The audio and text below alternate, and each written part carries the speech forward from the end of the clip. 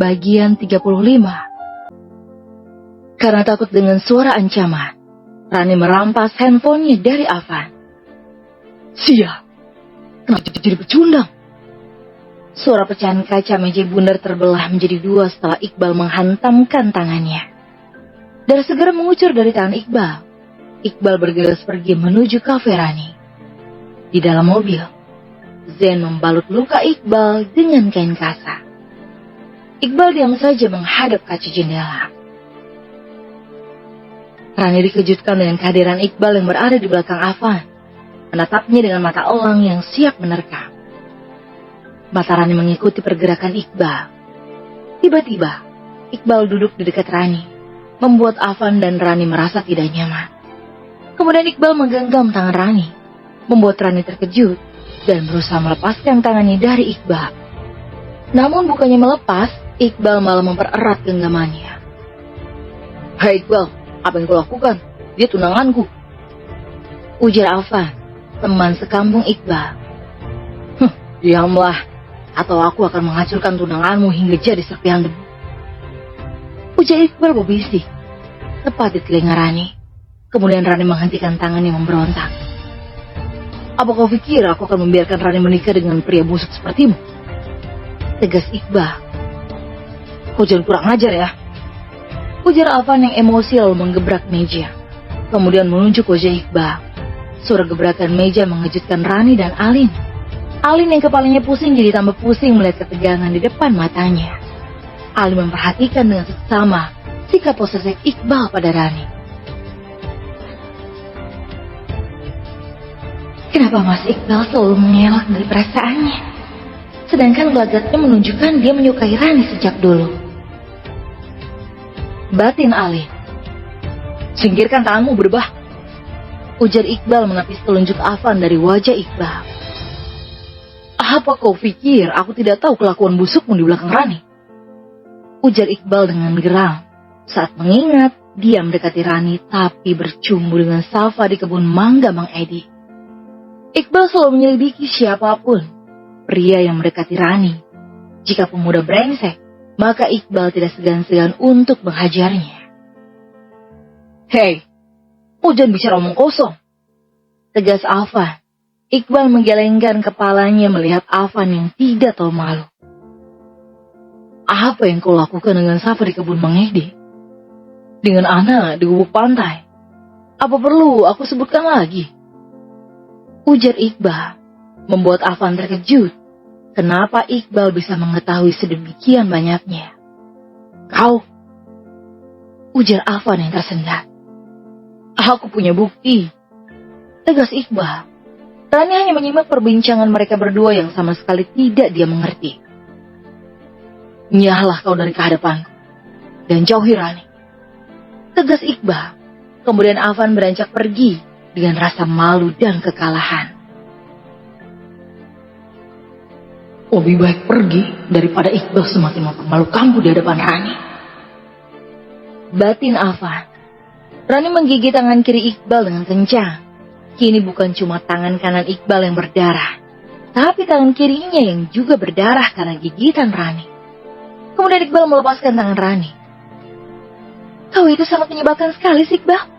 Selalu mengatakan aku tidak laku, padahal kau yang membuatku tak laku," ujar Rani, lalu melempar sapu tangan ke arah wajah Iqbal. Namun dengan sigap Iqbal berhasil menangkapnya sebelum mengenai wajahnya.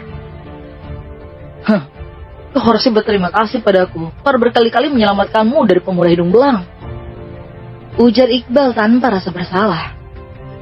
"Terserah, aku mau menikah dengan siapa saja. Aku hanya akan mengizinkanmu menikah dengan pria baik." "Siapa maksudmu?" "Kau," tanya Rani yang harap-harap cemas menanti jawaban dari Iqbal. Salah," ujar Iqbal bingung karena Iqbal tidak mau menikah dengan orang yang tidak ia cintai. Sedangkan Iqbal merasa hanya menyayangi Rani sebagai sahabat yang harus menjaganya dari keburukan. "Berarti kau akan mengizinkanku menikah dengan lelaki yang baik ya?" ujar Rani dengan penuh kegirangan, dan hanya dijawab anggukan oleh Iqbal, meski ia sendiri ragu apakah dia akan mengizinkan Rani untuk menikah. Rani tersenyum ke arah Zain yang berdiri di samping Iqbal. Tatapan Rani membuat bulu kuduk Zain merinding. Rani bangkit dari kursi dan berjalan ke arah Zain. Menggandeng tangan Zain lalu mengatakan, "Zain adalah pemuda yang baik. Kau sudah tahu luar dalam. Aku mau menikahi dengan Zain." Ujar Rani percaya diri, sedangkan Zain bergidik ngeri melihat tatapan nyalang Iqbal. "Dasar Rani," batin Alin yang meletakkan pipinya di atas meja. Alin sejak tadi sudah memperhatikan perseteruan mereka. "Lepas Nona," ujar Zain menyingkirkan tangan Rani. Kemudian Zain mundur beberapa langkah. "Kau itu menyebalkan. Datang-datang bukannya minta maaf karena hampir membunuhku, tapi malah membuat kegaduhan," ketus Rani yang sudah duduk kembali di tempat semula. "Maaf," ujar Iqbal, walaupun singkat, tapi kata itu tulus keluar dari lubuk hatinya yang paling dalam. Kemudian mata Iqbal menangkap sosok Alin yang lari terbirit-birit menutup mulutnya lalu memasuki toilet. Iqbal bangkit menyeret Rani menuju toilet. Iqbal melangkahkan kakinya lebar-lebar dengan cepat, hingga membuat Rani terseret.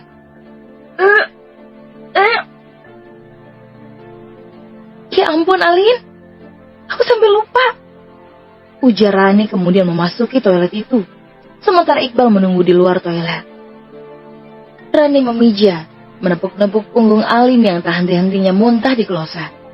Wajah Alin semakin pucat, wajahnya sudah dibanjiri keringat. Beberapa saat kemudian Alin berhenti muntah. Nafas Alin sudah ngos-ngosan. Kepala Alin terasa sangat pusing. Alin berjalan keluar toilet dengan langkah yang lambat sambil memegangi kepalanya yang sakit.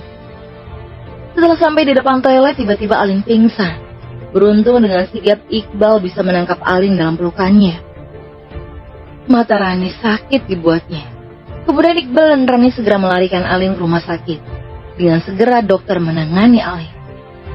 Rani segera menghubungi Arya, memberitahukan keadaan Alin. Arya terdengar panik dan khawatir. Arya menitipkan Alin pada Rani untuk menjaga istrinya sampai Arya datang.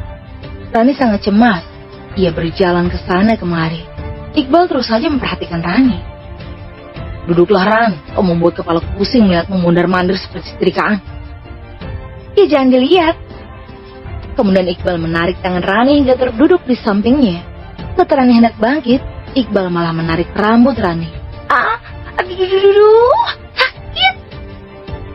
teriak Rani. Kemudian ia mencubit paha Iqbal, membuat Iqbal meringis kesakitan juga. Kemudian dokter keluar, menatap Iqbal karena yang menggendong Alin ke rumah sakit adalah dirinya. "Dokter, bagaimana keadaan Alin? Apa yang terjadi padanya?" tanya Iqbal yang juga khawatir pada keadaan Alin, namun wajahnya masih terlihat tenang. Tiba-tiba, suara derap kaki melangkah terburu-buru berpijak di atas lantai, dan kaki panjangnya melangkah lebar-lebar.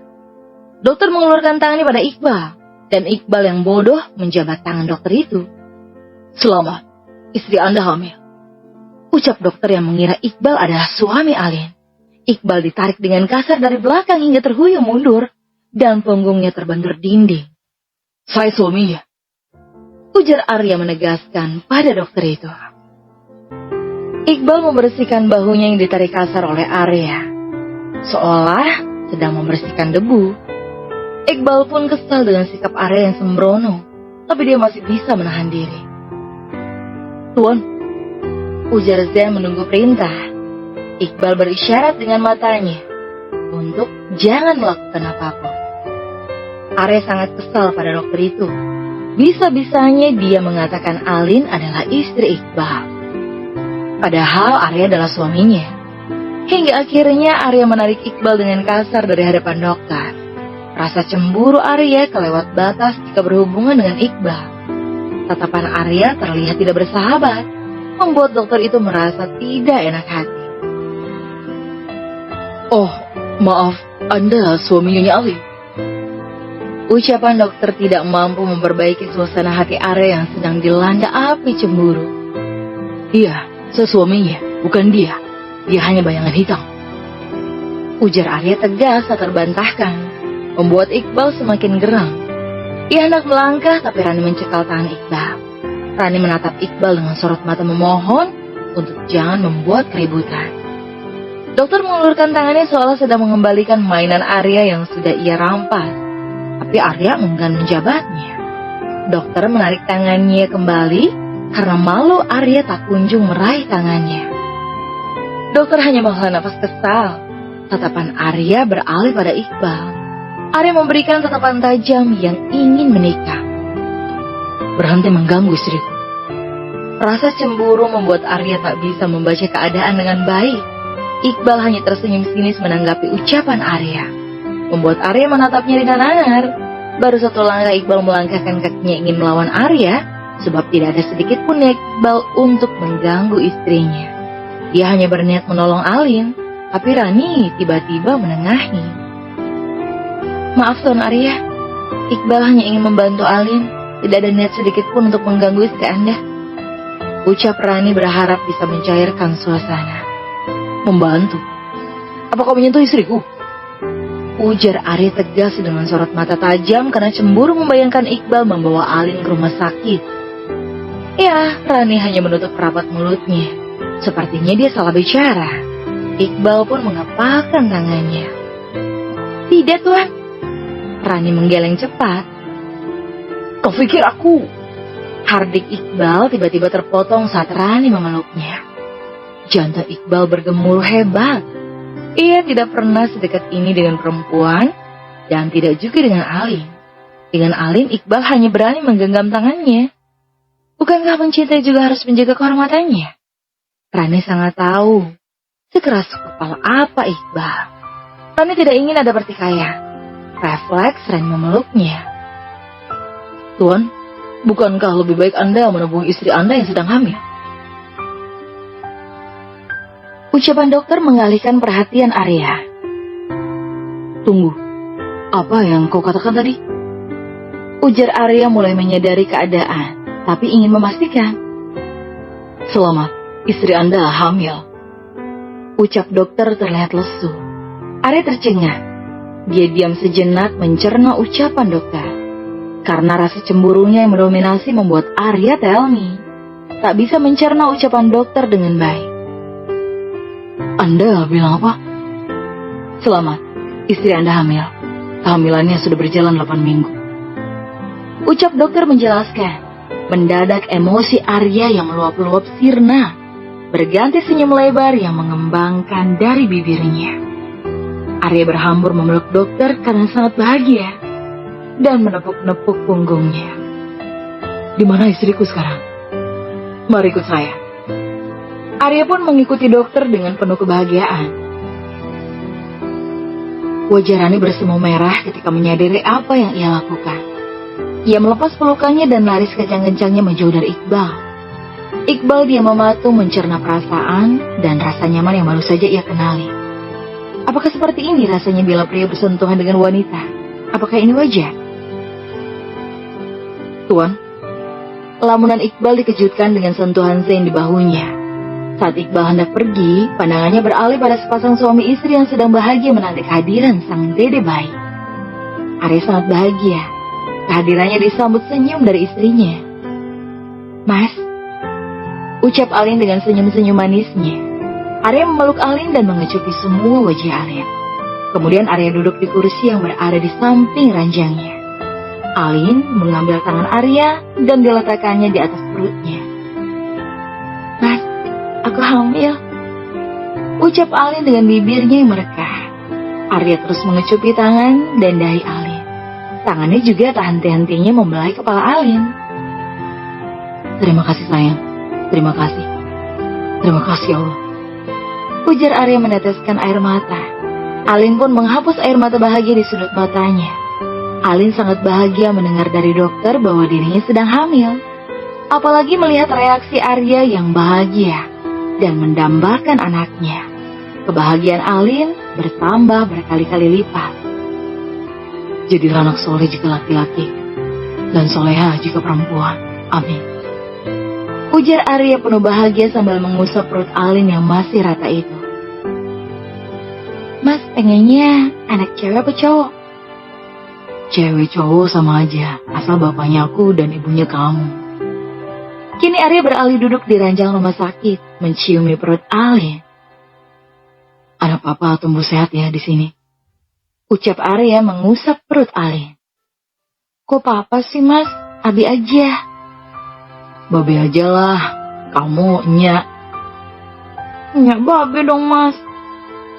Dan mereka pun tertawa bersama. Pemandangannya indah, namun pedih di mata dan meremas hati Iqbal. Iqbal pergi meninggalkan segenap duka lara di jiwanya dengan keputusasaannya saat melihat itu. Beberapa hari kemudian di kediaman Arya. Sayang, buka pintunya dong. Kangen nih, pengen bobo bareng. Gak mau mas, kamu bau. Jangan deket-deket, bau mau bikin aku mual. Teriak Alin dari balik pintu. Ya ampun sayang, aku sudah mandi bolak-balik, sudah pakai parfum mahal lagi. Cuma kamu satu-satunya orang yang bilang aku bau. Ujar Arya sambil mencium aroma tubuhnya sendiri. Para pelayan yang mendengar hanya tersenyum melihat adegan seperti ini hampir tiap malam terjadi. Gak mau, aku gak mau sama baumu mas. Arya pun berjalan keluar rumah menuju kos rumahnya. Dia memilih berkumpul dengan para penjaga rumahnya. Dia memilih untuk curhat dengan para pekerja di rumahnya. Pak, waktu istri bapak hamil ngidam apa aja? Tanya Arya. Ngidam makanan yang aneh-aneh tiap tengah malam tuan. Harus dituruti. Kalau tidak akan merajuk sepanjang waktu. Kalau istri saya ngidamnya minta naik motor mengelilingi jalanan tiap malam tuan. Anaknya dikandung bisa ngiler tuan kalau tidak dituruti ngidamnya. Ujar penjaga satu menimpali. Benarkah? Bapak, apakah saya bau? Tanya Arya. Tidak tuan, Anda sangat harum. Kalau perempuan hamil memang sikapnya terkadang suka aneh-aneh tuan. Arya hanya mengangguk mendengar penjelasan para penjaga rumahnya itu. Mas, bangun mas. Alin mentoel-toel pipi Arya, membangunkan suaminya yang tidur di kamar sebelahnya. Arya menyipitkan matanya melihat siapa yang membangunkannya. Sayang, ada apa? Tanya Arya sambil menggeliat. Aku takut mas, tidur bareng yuk. Arya tersenyum senang mendengar ucapan Alin. Alhamdulillah, akhirnya si Junior pengen dijenguk juga. Alin keluar menuju kamar diikuti Arya. Arya masuk ke dalam kamar mendahului Alin. Arya tidur di atas ranjangnya. Mas, turun dari ranjangku. Ujar Alin dan Arya hanya mengerutkan alisnya. Kenapa? Kamu bau mas. Tapi tadi kamu ngajakin aku tidur bareng. Iya, mas tidur di sini, tapi tidak di ranjangku. Terus aku tidur di mana? Di mana aja mas, asal jangan di ranjangku. Ya Tuhan. Keluh Arya menengadahkan tangannya. Arya jadi ingat masa lalunya bersama Alin. Ini yang namanya keadilan. Bersambung.